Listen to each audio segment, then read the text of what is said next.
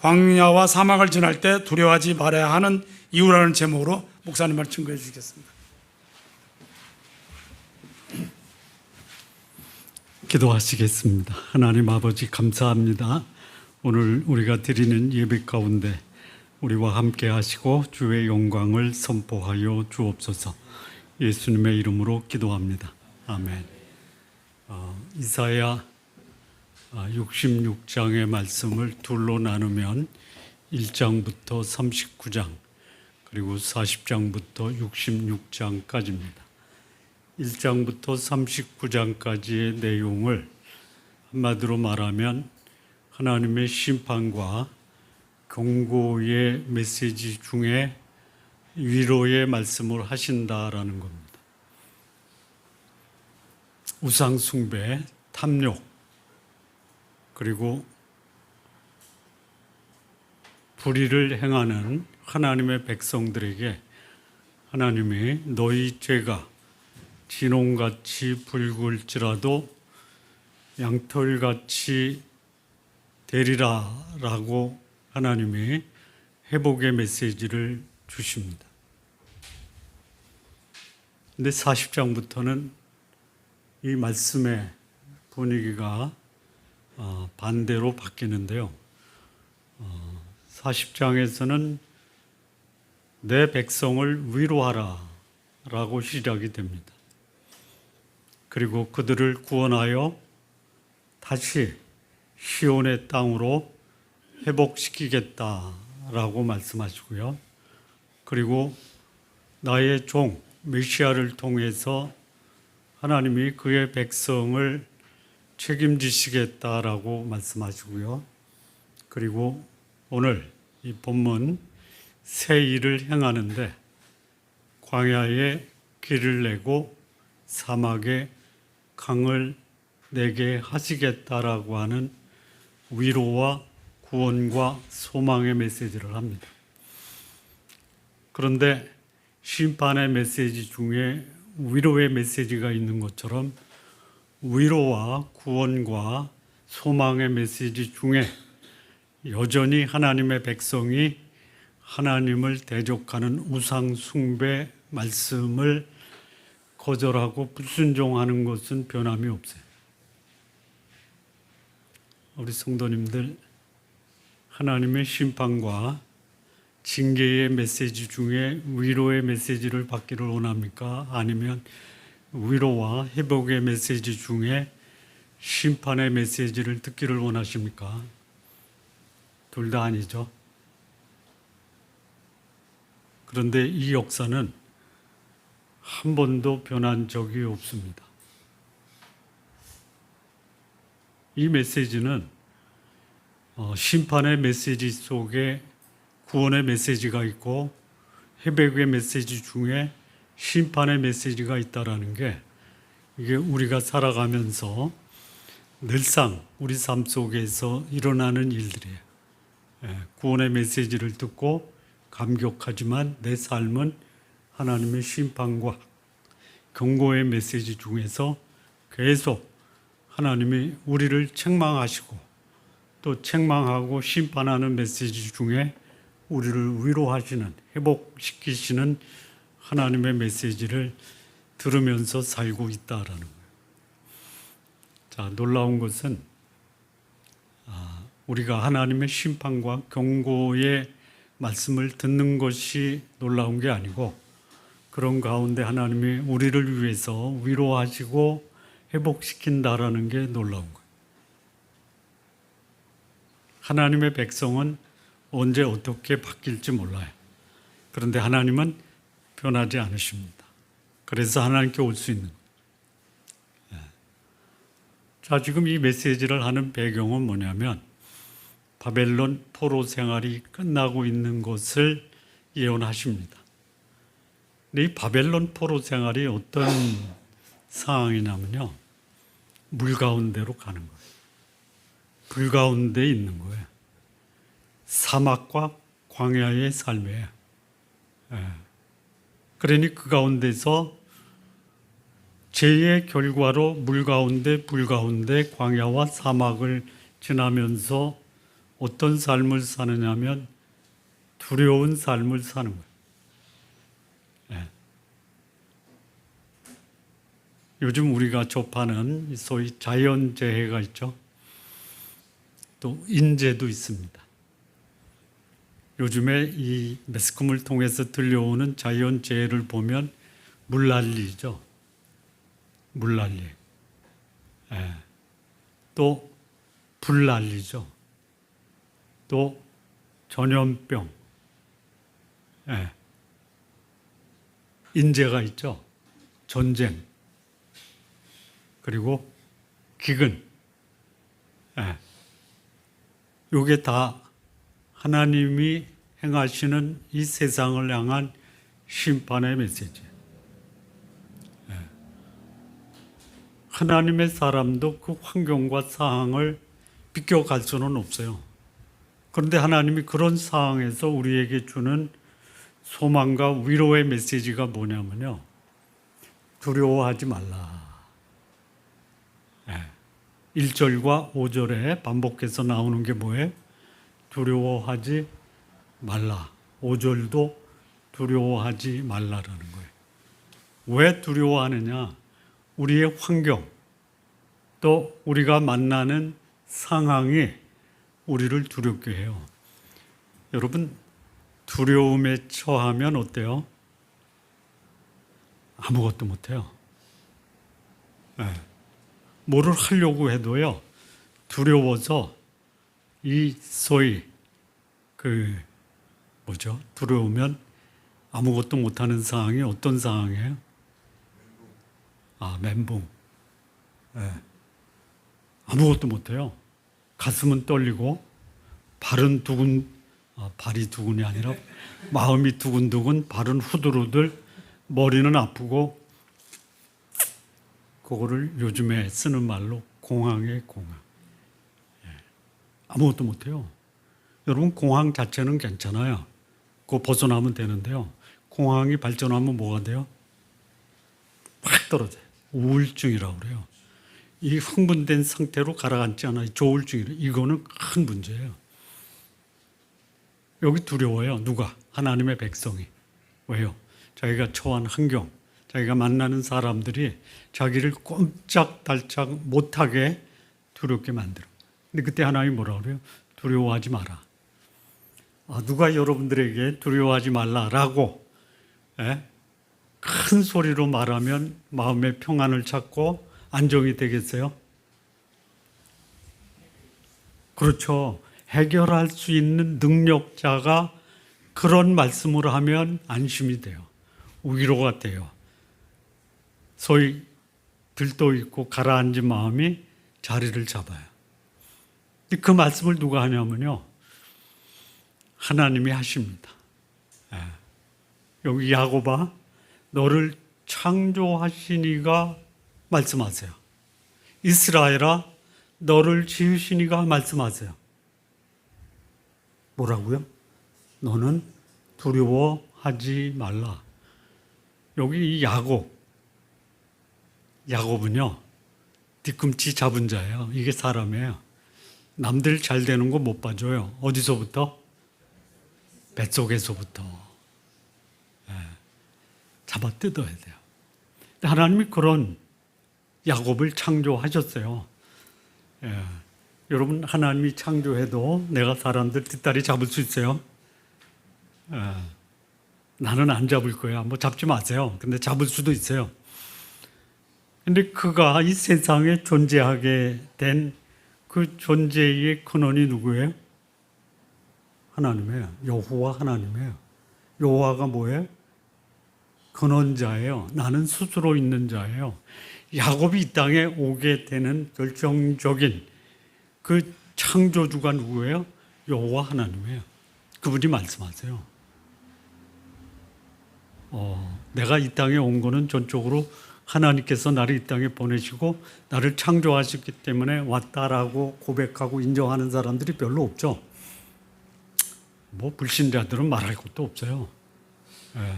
하나님을 믿는 사람도 당신이 나를 이 땅에 보냈으면 내 인생이 왜 이래? 라고 하나님께 대들고 시비 걸고 도전해요. 하나님 뭐라 그러냐면 나는 너 생명의 근원이야. 예. 그 다음에 이스라엘, 야곱이 이스라엘로 바뀌어요. 하나님의 뜻한 바가 있어서 그를 계명해 주잖아요. 이 계명을 많이 하는 사람들이 주로 어떤 사람이냐면은 인기인들이죠. 운동선수, 연예인. 이름값 하겠다라는 거예요. 본명도 괜찮은데 이름을 바꾸더라고요. 여기 지명했다 아니죠. 지으셨다라는 것은 뭐냐? 목적이 있어서 그를 만들어 가고 계시다라는 거야. 에베소서 2장 10절에 너희는 그의 만드신 바다라는 말씀, 선한 일을 위하여 지으심을 입었다라는 말이 여기 이사야 43장 1절에 너를 지으셨다. 창조하신 분은 내가 이 땅에 존재하는 존재의 근원이 되시는 분이에요.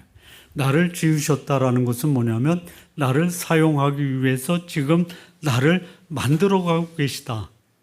이 창조는 영어로 creation, 이 지으셨다라는 말은 formation이에요. 없는 무에서 나를 하나님이 쓰실 만한 존재로 형태를 만들고 계시다라는 거예요. 인정하십니까? 그러면 기대하세요. 나를 지으셔서 뭘로 쓰실까? 내가 내 인생을 만들어 가는 게 아니고요.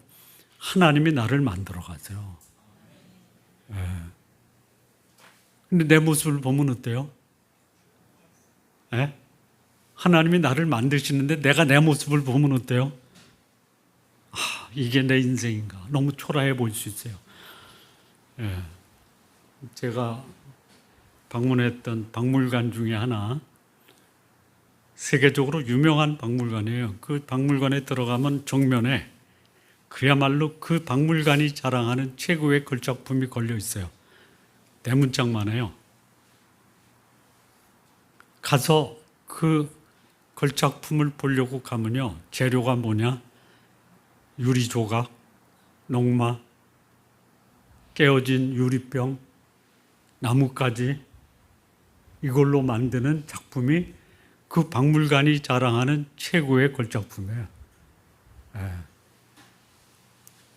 근데 그때 그 걸작품이 인격이 있어서 보니까 이 작가가 자기를 만드는데 재료가 뭐예요? 쓰레기요. 그 쓰레기가 걸작품을 만드는 작가의 손에 의해서 작품이 만들어지고 나면 그 작품은 무슨 작품이에요? 걸작품이에요. 이거예요. 하나님이 나를 이 땅에 보내셨는데요. 나를 만드세요. 하나님이 누군가에게 준 능력을 가지고 자기 인생을 폼나게 만들 수 있어요.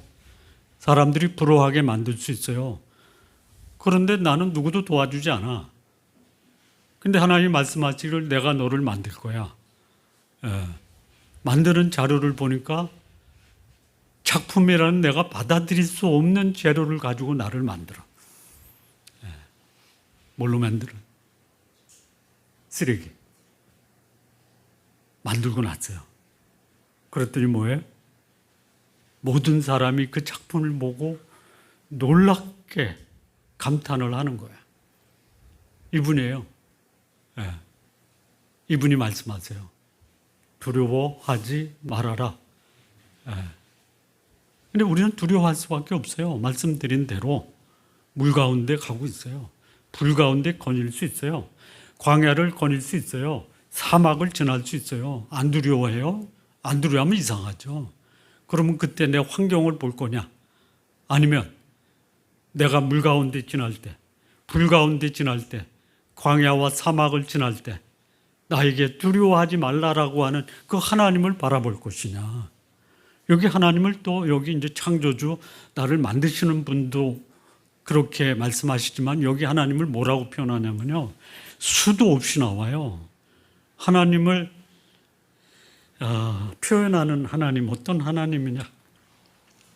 여호와 하나님 근원이에요. 거룩한 하나님, 구원자 하나님, 그리고 내가 내 눈에 보배롭고 존귀하며 너를 사랑하는, 다시 말하면 나를 보배롭고 존귀하게 여기고 나를 사랑하는 하나님,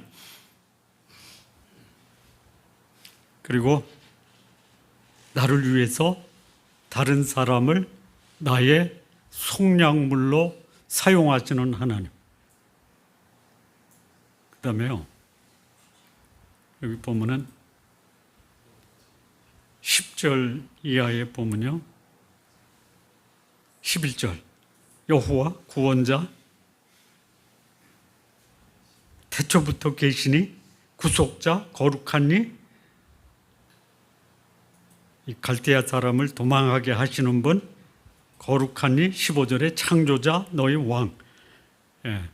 하나님을 표현하는 이 표현이 우리가 실감하지 못해도 그 하나님은 여전히 변함없는 창조주, 나를 만드시고 구원하시고 또 나의 왕이시고 영원하시고,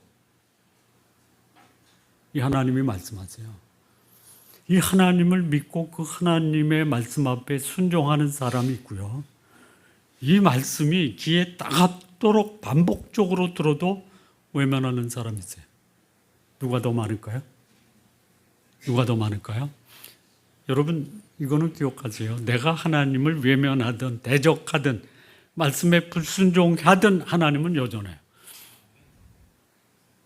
여전하신 하나님을 붙들고 사는 사람이 있고 여전하신 하나님을 외면하고 사는 사람이 있어요. 누가? 불신자 말이에요. 하나님의 백성이라고 하면서도 하나님을 외면하고 사는 사람이 너무 많아요. 그러니 그 사람들의 삶에서 나타나는 그 삶의 모습이 어때요? 두려움과 불안이에요. 예수님이 마지막 십자가를 지기 그 첫날 제자들에게 뭐라고 그래요? 평안을 너희에게 준다. 세상을 두려워하지도 말아라. 너희가 세상에서는 환난을 당하나 내가 세상을 이겼다. 제자들은 어때요? 두려워서 다 뿔뿔이 헤어지는 거예요. 이게 우리의 모습이에요. 이게 우리의 모습. 그러니까 내가 두려운 마음이 있다. 그러면 어떻게 하세요? 그게 나로구나 라고 생각하세요. 그래서 나를 의지하는 사람, 세상을 의지하는 사람, 사람을 의지하는 사람은 두려움 속에 살다가 두려움을 극복하지 못하고 내 삶을 마감할 수 있다라는 거예요. 이때 변하지 않는 분, 영원하신 분, 나를 구속하신 분, 나를 지명해서 하나님이 너는 내 것이다라고 하신 그분이 우리에게 말씀하세요. 두려워하지 말라. 여기 구속이라는 것은요, 구속된 상태에서 구속하는 거예요. 그럼 앞에 구속은 뭐냐? 묶는 거예요. 뒤에 구속은 뭐예요? 묶인 것을 푸는 거예요. 무엇에서? 두려움에서, 불안에서, 염려에서 우리를 풀어주시는 거예요. 두려움, 불안, 염려는 우리를 묶어요.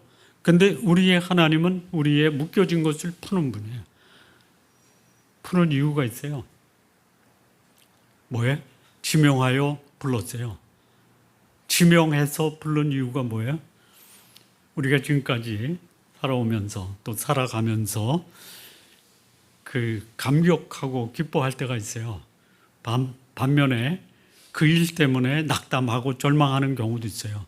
뭐예요? 내가 지명을 받았다. 그러면 온 집안이 감격하죠. 근데 지명에서 떨어졌어요. 어때요? 본인뿐만이 아니라 가족 전체가 절망하고 낙심해요. 뭐예요? 입학시험과 입사시험 아니에요? 네. 여기 하나님이 나를 불러요. 학교에 지명을 받고 회사에 지명을 받아도 감격하는데 하나님이 나를 지명하여. 왜요? 쓰시려고. 네, 쓰시려고. 네. 뭘로 쓰시려고? 뭘로 쓰시려고? 증인으로 쓰시려고. 증인으로 쓰시려고. 네. 하나님을 드러내는 증인으로 쓰시려고. 네. 학교에서 입학시험에 뽑는 이유는 뭐냐? 인재로 양성하려고죠. 그러면 회사에서 뽑는 이유는 뭐예요? 회사의 발전과 유익을 위해서 사용하려고. 회사에 필요 없는 직원들은 어떻게 해요? 퇴출시키죠. 쓰시려고 우리를 지명하셨어요. 예, 그분이 말씀하세요. 두려워하지 말라. 이 두려워하지 말라라는 것은 말씀드린 대로 이 불러서 지명해서 증인으로 써도 그 가는 길은 어때요? 순탄치가 않다. 예. 살면서 경험적으로 알고 있잖아요. 예. 이 세상은요, 우리를 불안에 떨게 하는 곳으로 가득 차 있어요. 꽃길이 아니에요. 가시밭길이에요. 자갈길이에요. 예. 우리 전에 40장에서 메시아가 오세요. 41장이죠. 그분이 오셔서 뭐 하세요? 골짜기는 도다. 산과 언덕은 낮아들여. 험한 곳은 아니죠.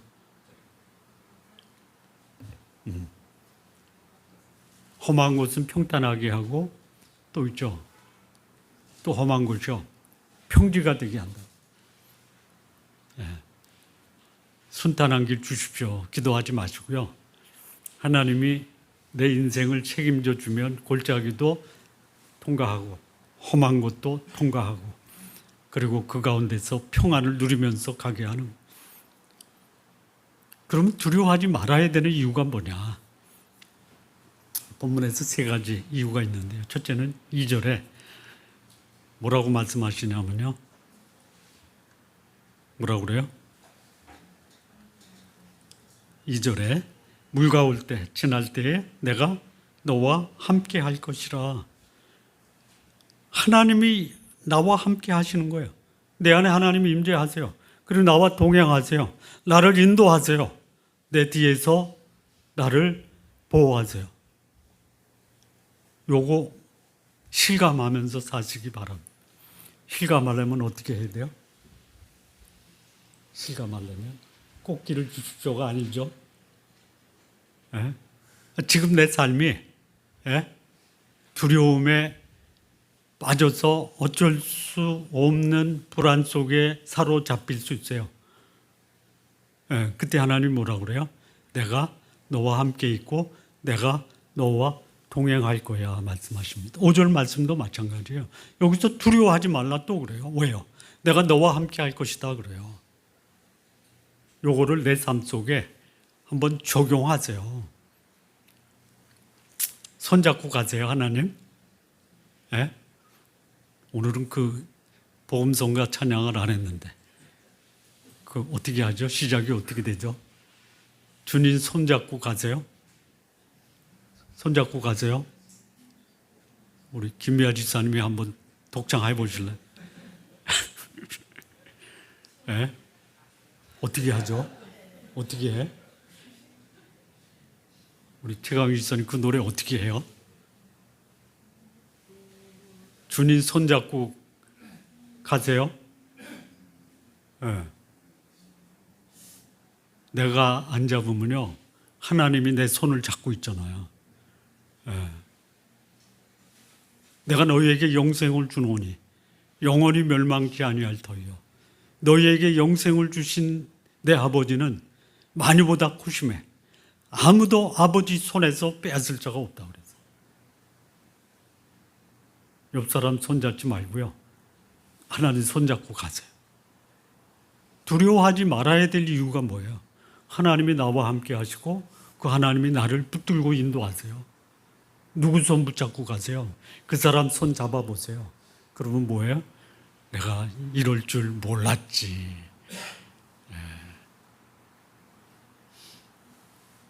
자, 두 번째, 왜 우리가 두려워하지 말아야 되느냐?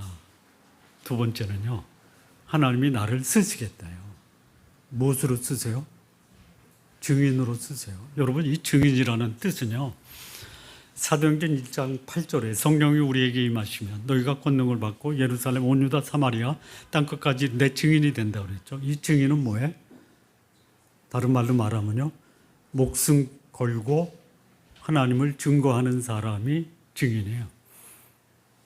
그리고 그 증인은요, 목숨을 잃어도 진실만을 말하는 사람이 증인이에요. 예. 여러분, 목숨 걸고 내가 진리를 말하겠다라고 하면 두려울 것이 없어요. 예. 진리를 위해서 목숨 건 사람 목숨을 걸죠. 조선의 독립을 위해서 목숨 걸고 독립운동을 한 사람들을 열사, 의사 뭐 그러잖아요. 죽음을 두려워했겠어요. 하나님이 너는 내 증인, 내가 너를 지명했는데 왜 지명했냐? 증인으로 사용하기 위해서. 예. 여러분, 이 세상에 증인들도 있어요. 여기 보면요.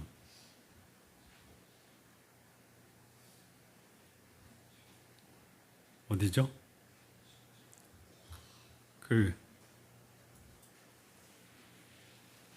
9절 보면요. 열방이 모였거든요. 민족들이 모였어요. 이게 재판하는 거예요. 그들 중에 누가 이 일을 알려주며 이런 일들을 우리에게 들려주겠느냐. 그들의 증인을 세워서 자기의 옳음을 나타내고 듣는 자들이 옳다고 말하게 하여 보라.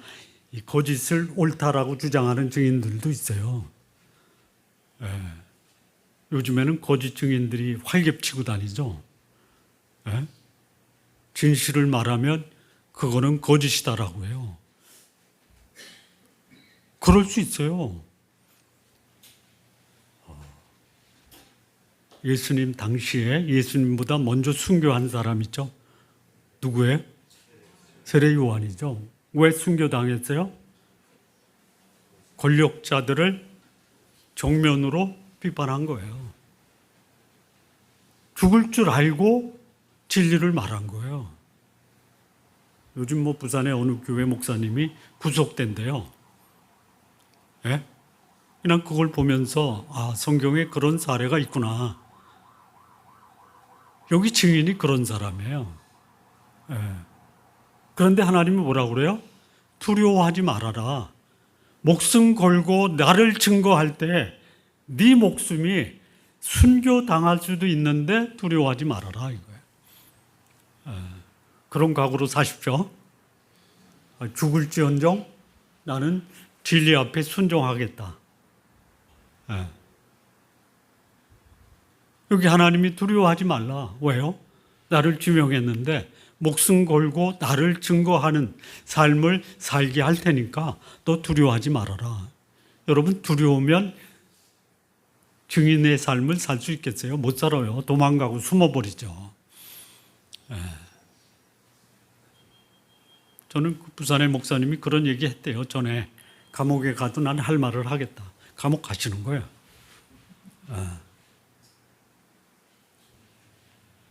자, 세 번째요. 왜 두려워하지 말아야 되느냐? 여기 몇 절이죠? 19절. 보라, 내가 새 일을 행하리니 이제 나타날 것이라. 너희가 그것을 알지 못하겠느냐? 반드시 내가 광야에 길을, 사막에 강을 내겠다. 이 사람들이 얽매이기 쉬운 게 있어요. 그게 뭐예요? 과거예요. 과거. 여러분, 과거가 우리한테 오늘의 삶을 살 수 있는 소위 동기가 될 수 있어요. 과거에 하나님의 은혜로 구원받았잖아요. 그래서 오늘 거룩하게 살 수 있는 근거가 과거에 받은 은혜예요. 그건 잊지 말아야 돼요. 오늘의 하나님의 인도하심이 미래의 소망을 갖고 살 수 있는 근거가 될 수 있어요. 그건 잊지 말아야 돼요. 잊어버려야 될 게 있어요. 잊어버려야 돼요. 예. 사도 바울이 빌립보서에서 3장에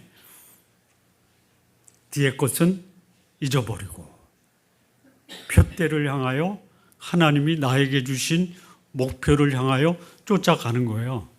뒤에 것은 잊어버리는 게 뭐예요? 두 가지예요.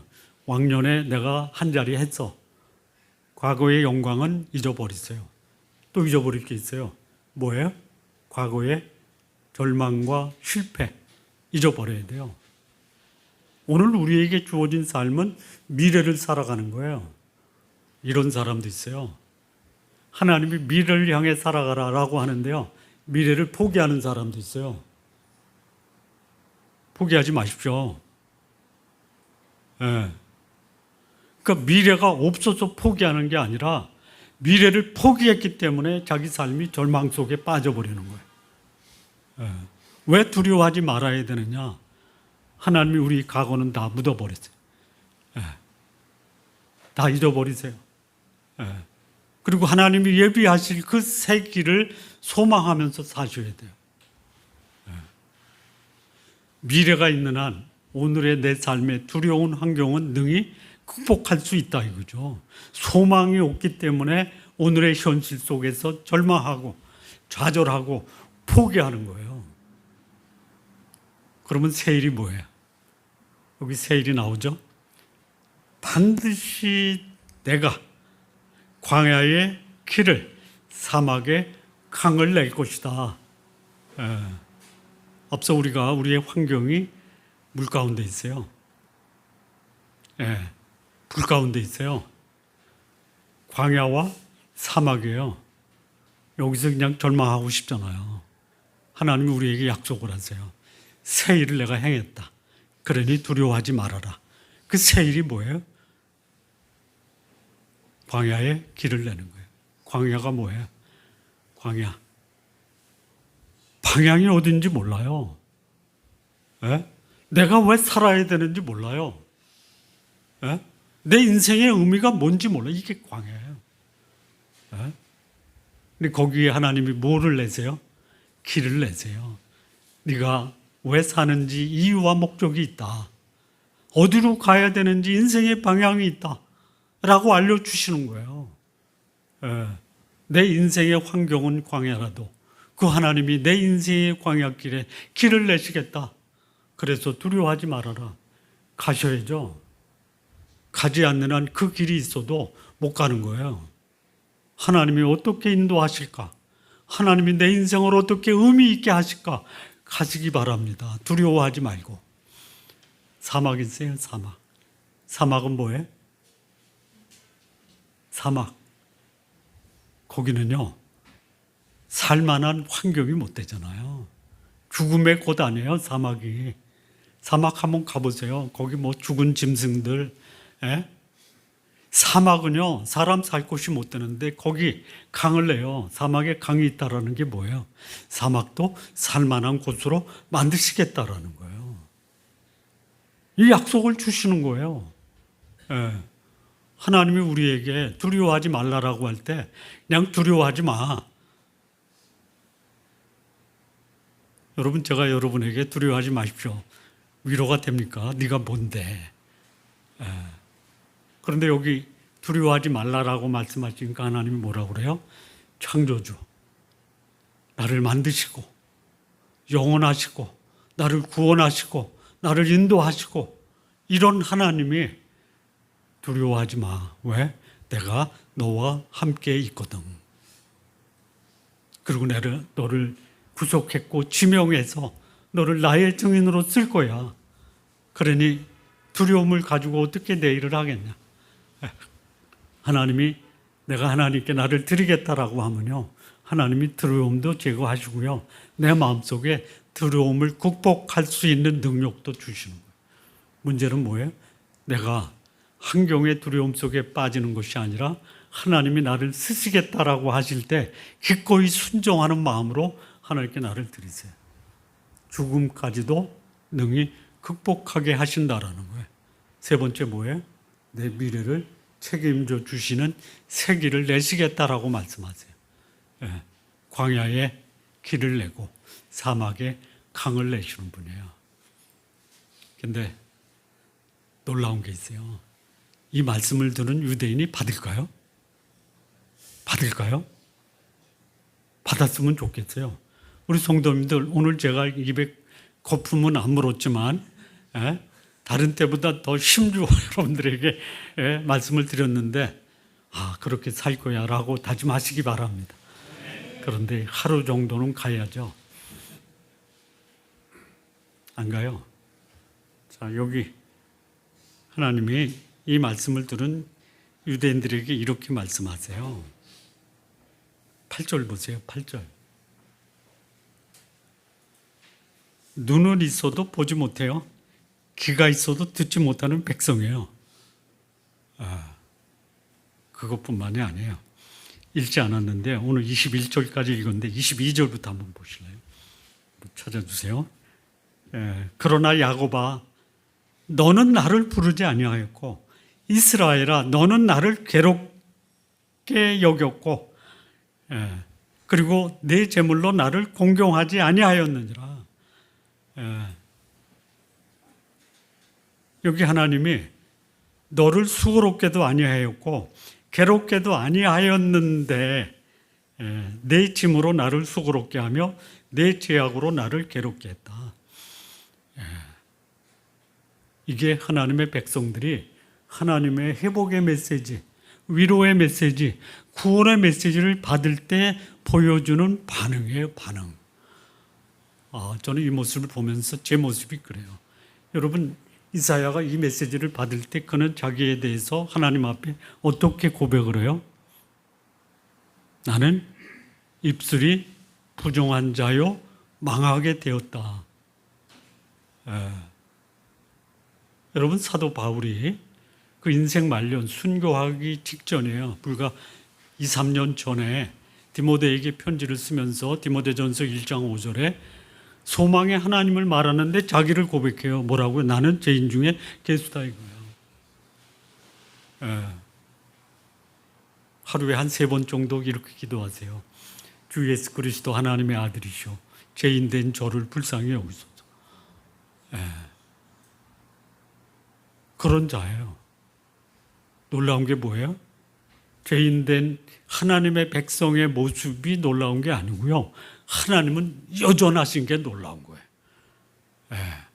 언제든 돌아갈 수 있어요.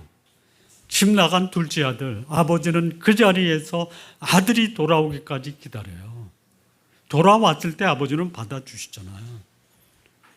여러분, 나는 돌아갈 곳이 없어. 있어요.